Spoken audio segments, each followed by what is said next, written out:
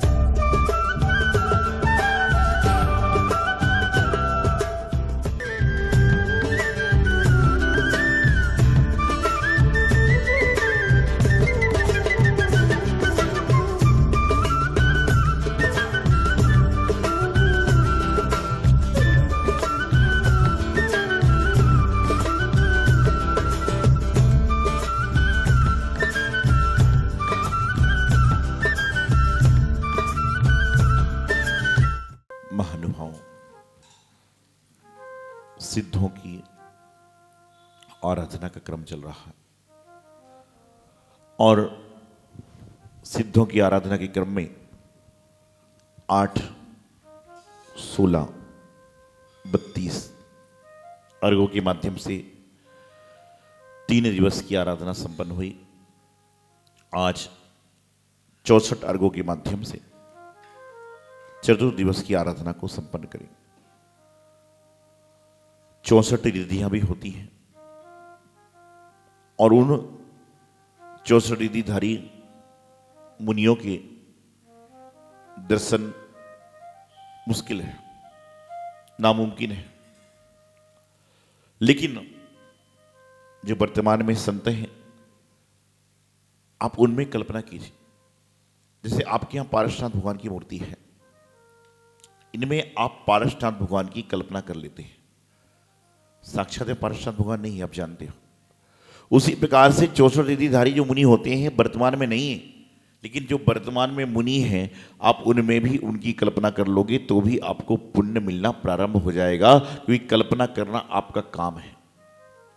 लेकिन वर्तमान में आज मैं देखता हूं, बड़ी कड़वी बात है लेकिन सच्ची बात है, कि लोग मंदिरों में स्वाध्याय कर रहे हैं।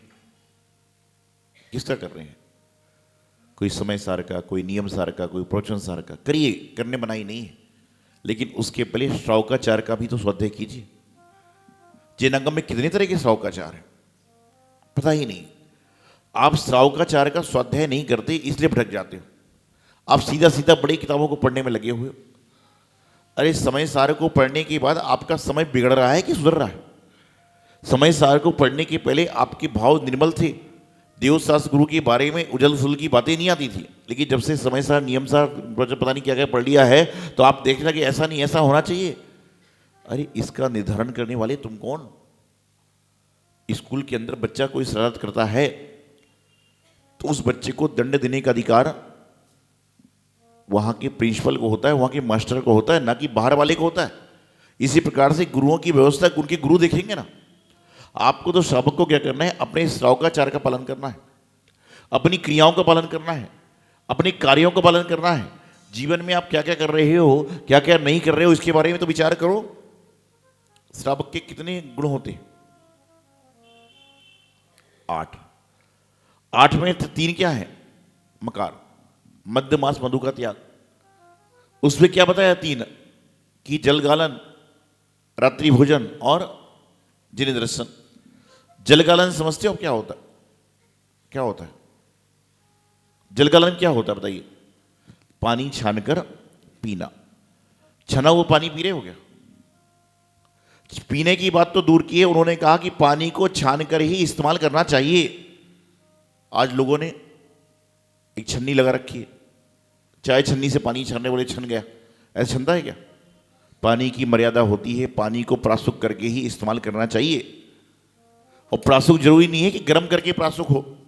प्रासुक जो है विभिन्न विभिन्न तरह से प्रासुक हो जाता है, और यदि प्रासुक नहीं किया है तो 48 मिनट के बाद छना हुआ पानी भी आपका योग्य नहीं रहता। लेकिन इसके बारे में ज्ञान नहीं है, हमें तो ज्ञान दूसरा है। अरे पहले लौकिक ज्ञान पढ़ो, फिर परलौकिक ज्ञान अपने आप हो जाएगा।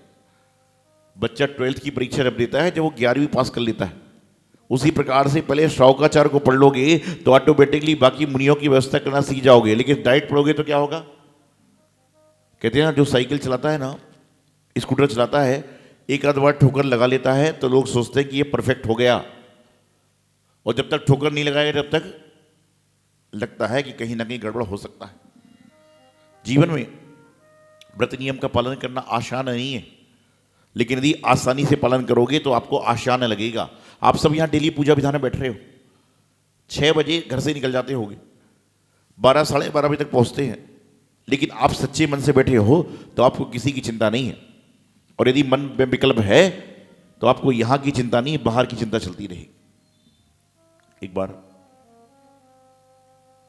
कहीं पर सत्संग लगा हुआ था, और उसी शहर में एक बहुत अच्छी नाटक मंडली आई हुई थी। 2 दोस्त थे, हर काम साथ साथ में करते। लेकिन एक दोस्त कहता है कि मैं तो नाटक मंडली देखने जाऊंगा, दूसरा कहता नहीं मैं तो सत्संग को जाऊंगा। अरे बोले सत्संग तो 12 महीने चलता है, लेकिन नाटक मंडली बार बार नहीं आती। तो दोनों बहस करते रहे, फिर अंत में ये तय हुआ कि जिसको जो अच्छा लगता है करो। और होना भी ये चाहिए कि ज़्यादा बहस करने की जरूरत नहीं, झगड़ा करने की जरूरत नहीं है। आपको अच्छा लगता है करिए, नहीं लगता है तो मंदिर में आओ, मंदिर में द्रव्य चढ़ाओ, पूजा करो। आप ये क्यों देखते हो कौन क्या चढ़ा रहा है? मन लगता है बैठो, नहीं तो दरवाजा तो सबके लिए खुला हुआ है। तो एक नाटक मंडली में जाने लगा और एक सत्संग में जाने लगा, और दोनों अपनी अपनी जगह पहुंच गए। जो व्यक्ति सत्संग में बैठा था वो कहता है यार मैं गलत आ गया, सत्संग तो कल भी हो जाता, परसों भी होता, लेकिन नाटक मंडली चली जाएगी तो क्या होगा। और जो नाटक मंडली में बैठा था वो कहां फंस गया चक्कर में। सत्संग करता तो जीवन का कितना बड़ा आनंद आता। दोनों यही उधर बिधर में, पूरे नाटक वाला सत्संग का सोचता रहा और सत्संग वाला नाटक का सोचता रहा। और कहते हैं कि दोनों अपने नियत स्थान पर मिलने वाले थे, उसके पहले संयोग से दोनों का मरण हो गया। मरण हो गया। और आपको जानकर बड़ा आश्चर्य होगा कि नाटक मंडली वाले को ऊंची गति मिली और सत्संग वाले को उससे नीची गति मिली। क्यों? कि सत्संग में था लेकिन दिमाग, और नाटक मंडली वाले का दिमाग सत्संग में था। मंदिर में बैठकर बाजार की बात करोगे गलत हो जाएगा, लेकिन बाजार में बैठकर मंदिर की बात करोगे सही हो जाएगा। घर में बैठकर मंदिर की बात करोगे, गुरुओं की बात करोगे सही हो जाएगा, लेकिन घर में बैठकर गुरुओं के पास बैठकर इधर उधर की बात करोगे तो बिल्कुल सही नहीं हो। जीवन को सही बनाना है, जीवन का लक्ष्य यदि दृढ़ करना है तो आपको अपने जीवन में हमेशा वह कार्य करना चाहिए जो आपको तो पसंद है, लेकिन आपके साथ साथ दूसरों को भी पसंद है। आप होटल में जाते हो, जो लोग होटल में भोजन करते होंगे, होटल में जाते हैं, होटल में जाने के बाद में आदमी वहां पर क्या खाता है? जब मेन्यू कार्ड आता है, मीनू कार्ड आता है, तो क्या मंगाते हो आप? बेरे को बोल देते कि जो चाहे ले आओ। क्या करते हो फिर? अरे कभी होटल में, कभी तो गए होगे, बचपन में गए होगे, बुढ़ापे में कोई जाते ही नहीं, ऐसे सीधे बैठे हो जैसे होटल जानते ही नहीं हो। तो आप बोलोगे महाराज होटल की याद क्यों दिला रहे हो, यहाँ पर वैसी समस्या चल रही है। तो क्या बता रहा हूं कि वहां पर मीनू कार्ड आता है, मेन्यू कार्ड आता है, और वहां पर आप कार्ड देखते हो, और उसके बाद में क्या देखते हो? कार्ड देखते हो, उसके बाद में अपनी पर्स पॉकेट को भी देखते हो कि मेरे पैकेट में कितने पैसे हैं जो मैं उस कार्ड का सामान खरीद पाऊं, और जो आपकी पसंदीदा चीज होती है उसको आप मंगाते हो, बाकी छोड़ देते हो।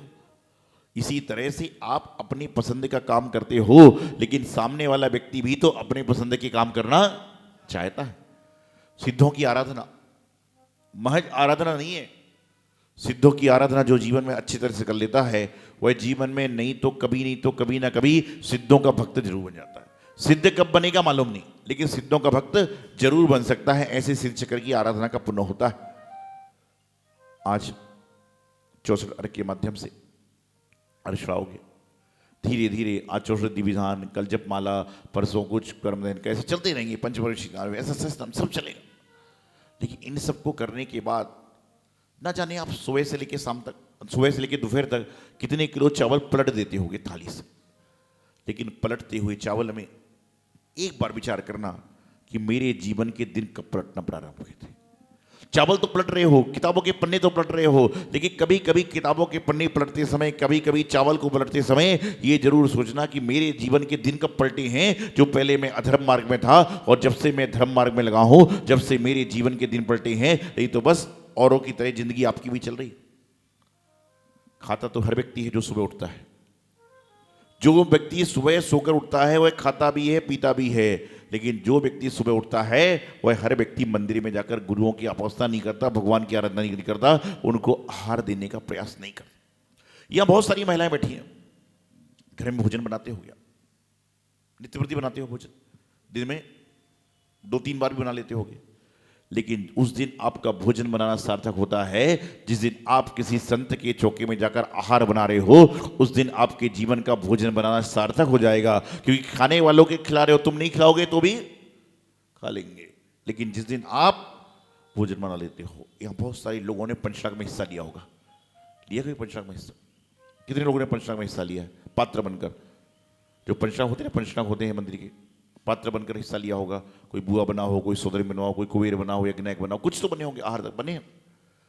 अगली बार जहां पंचक हो, अपने जीवन को धन्य बनाना है तो ये करना कि जो महाराज का भगवान का जब आहार होता है उस समय आहार की उस वस्तु को देने से ज़्यादा बनाने का पुण्य होता है। तो अगली बार अपनी हाथ से बनाना और जाकर उस कटोरी को दे देना कि भैया मैं दे पाऊँ कि ना दे पाऊँ, लेकिन मेरे द्वारा बनाई गई वस्तु लग जाए। क्यों महाराज के लिए तो आपने बनाया, लेकिन कभी बनाया क्या? बताइए आप लोग, इतने सारे लोगों ने भगवान के आहारदाता बने, कोई बनाया?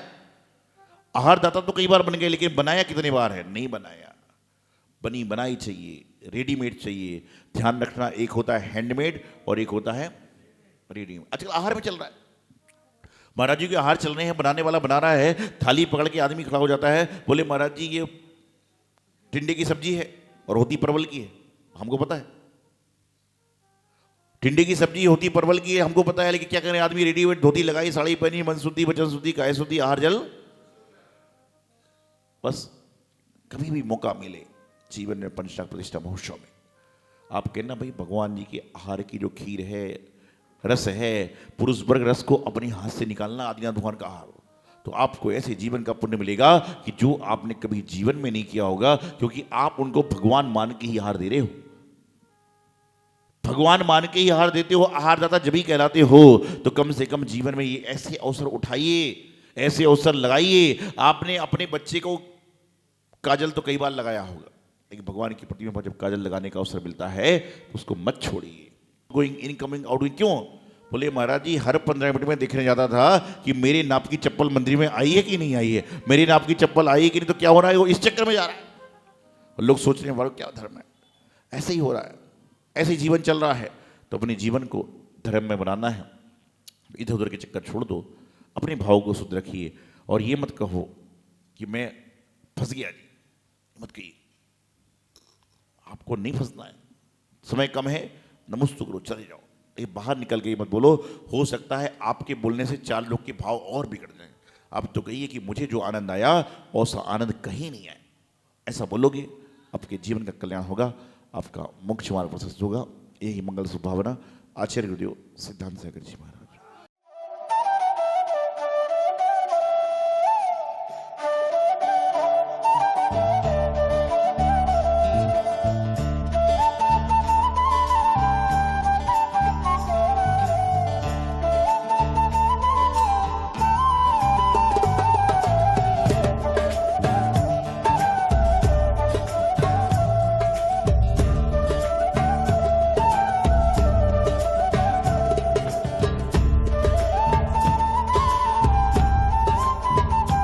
इस कार्यक्रम के प्रसारण सहयोगी थे श्री दिगंबर जैन बड़ा मंदिर, B73B, सेक्टर 27, नोएडा, उत्तर प्रदेश। संरक्षक श्री महावीर जैन, संरक्षक डॉक्टर SP जैन, संरक्षक श्री राकेश जैन, अध्यक्ष श्री पवन कुमार जैन, उपाध्यक्ष श्री निर्मल कुमार जैन, सचिव श्री अजय जैन, कोषाध्यक्ष श्री सुभाष चंद्र जैन, महासचिव श्री चंद्र प्रकाश जैन, प्रबंधक श्री सुबोध कुमार जैन, सदस्य श्री संदीप जैन, सदस्य श्री प्रमोद जैन, सदस्य श्री दिनेश जैन, सदस्य श्री राजीव जैन, सदस्य श्री MP जैन।